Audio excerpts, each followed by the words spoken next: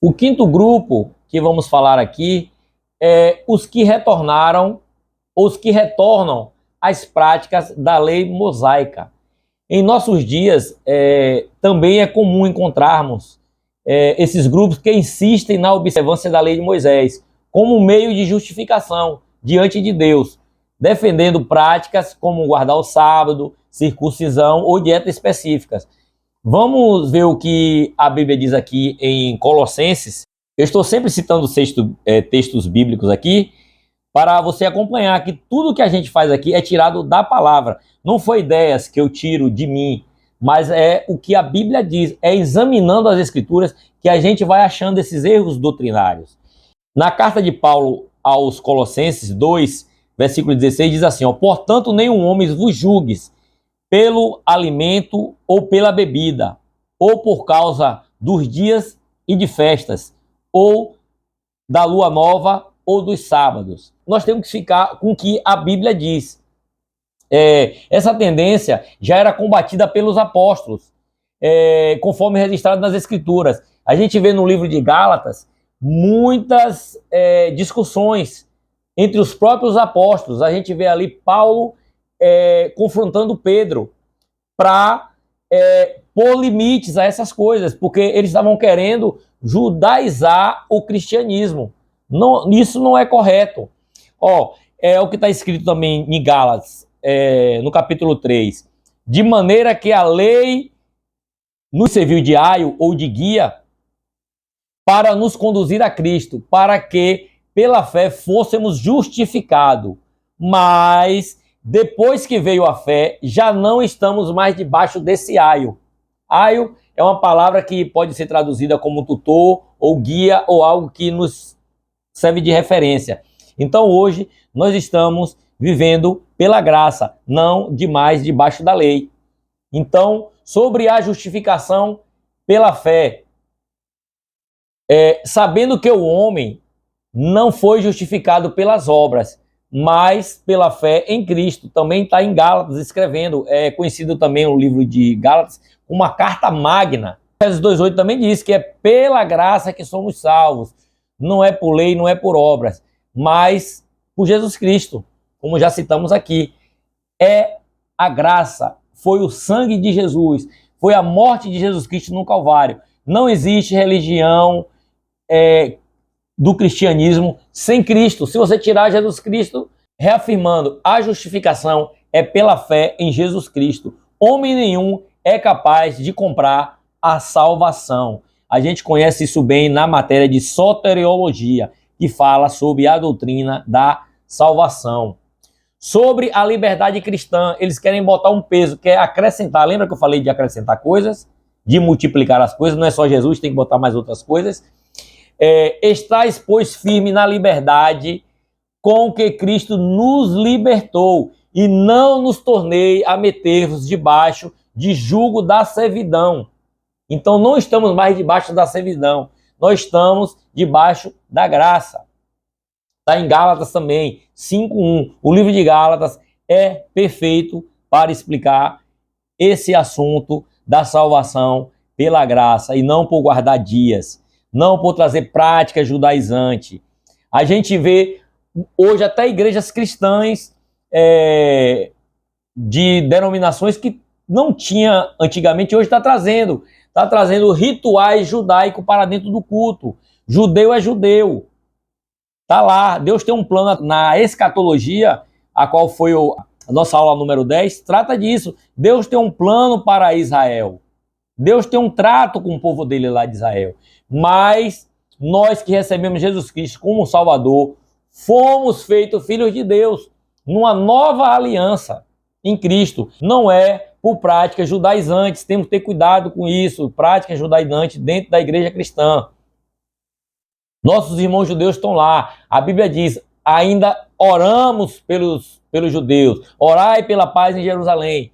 Nós amamos o povo judeu, mas não devemos estar debaixo da lei.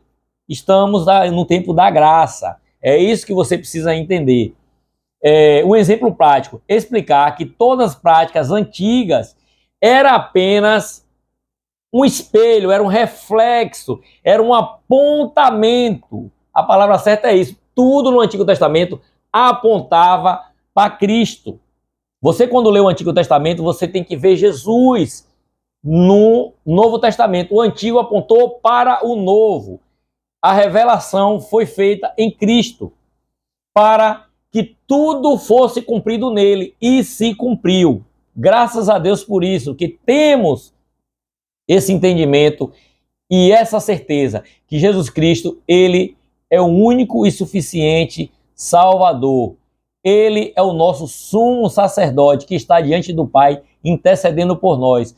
Não são obras que vamos fazer para acrescentar, para nos fazer merecedor da graça de Cristo. Não somos merecedores. A Bíblia é clara sobre isso. Vamos agora para a sexta. Essa sexta aqui vai negar a filiação divina de Cristo. Começou no século 7 depois de Cristo, na Península Arábica, conhecido também como islamismo. Eles reconhecem Jesus apenas como um profeta. Ele nega a divindade e, principalmente, nega a sua morte expiatória na cruz. Os adeptos, eles seguem um sistema religioso pesado, princípios morais e devocionais rígidos, mas rejeitam a essência do Evangelho. Eles rejeitam a Bíblia, o Evangelho. Eles negam Cristo como Salvador. O islamismo, ele foi criado por Maomé. Ele morreu aos 63 anos, no ano de 632 depois de Cristo, a qual o islamismo tem como o seu livro sagrado o Alcorão. Eles refutam a divindade de Cristo, eles falam sobre que Cristo não é o Deus encarnado e também nega a ressurreição.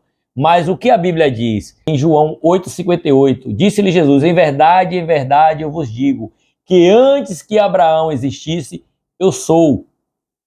Sobre a encarnação do Verbo, a gente tem lá em João 1,14, e o Verbo se fez carne e habitou entre nós, e vimos a sua glória, como a glória do unigênito do Pai, cheio de graça e de verdade. A palavra está escrita em João 1,14. Sobre a morte e a ressurreição de Jesus. O que é que a Bíblia nos ensina? Cristo morreu por nossos pecados, segundo as Escrituras, e que foi sepultado e ressuscitou ao terceiro dia. Quem diz isso? A Escritura Sagrada. Está lá, como está descrito em 1 Coríntios 15, no versículo 3 e 4. Um exemplo prático. Reforçar que Jesus não é apenas profeta, mas é o próprio Filho de Deus, enviado para nos salvar. Se o que Deus projetou, se o que Deus providenciou para fazer a reconciliação entre ele e o homem, Jesus Cristo, ele enviou. Se a gente negar isso, o que é que nos resta? Se a gente nega aquele que nos traz salvação, o que é que a gente vai esperar? Porque depois que nega-se a Jesus, o que é que você vai esperar? Se foi ele que foi a propiciação, foi ele que foi a causa de não sermos condenados à morte, à segunda morte. Porque Deus enviou o seu Filho por amor, então devemos recebê-lo. Eu já faço isso de bom grado. Então, você, meu amigo, tenha muito cuidado em conhecer, em persistir, a se manter firme nas Escrituras Sagradas. Se você quer uma religião, eu não estou falando que é a minha igreja, a minha placa, mas você deve conhecer uma igreja que pregue a verdade bíblica, que não acrescente e que não tire nada da Bíblia, que não divida, que não multiplique nada, apenas a Bíblia, ela é suficiente. Outra, número 7, é a qual falamos, né? Falamos do cristianismo judaizante, mas tem o judaísmo também, né? Que eles é uma tradição muito antiga, ela é monoteísta, foi base da nossa fé, Eles, inclusive, usam o Antigo Testamento, ele usa a Torá, usa a Tanakh, né, que tem os livros proféticos, tem os livros poéticos e também tem os livros da lei, ou o Pentateuco, ou a Torá. Então, ela foi fundada há muito tempo. Entretanto, para nós cristãos, nós temos o Novo Testamento. Por quê? Porque confirma que Jesus de Nazaré é o Messias que foi anunciado em todo o Antigo Testamento. Todas as profecias apontavam e se cumpriu em Cristo. Você vê lá João 1,41.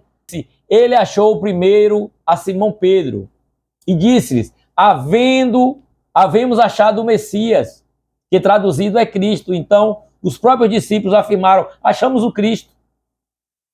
Em João 1,41, sobre a proclamação do Evangelho, a palavra que Deus enviou aos filhos de Israel, anunciando a paz por Jesus Cristo. Esse é Senhor de todos.